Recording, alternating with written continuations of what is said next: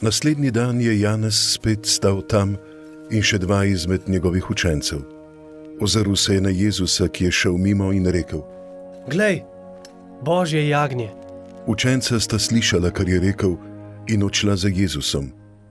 Jezus pa se je obrnil in ko je videl, da gresta za njim, jima je dejal: Kaj iščeta? Rekla sta mu, Rabi, kar v prevodu pomeni učitelj. Kje stanuješ? Rekel jima je. Pridita in bosta videla. Šla sta torej in videla, kje stanuje, ter ostala pri njem tisti dan. Bilo je okrog 10. ure. Eden od teh, ki sta slišala Janezove besede in šla za Jezusom, je bil Andrej, brat Simona Petra. Ta je najprej našel svojega brata Simona in mu je rekel: našli smo Mesija. Kar v prevodu pomeni maziljenec.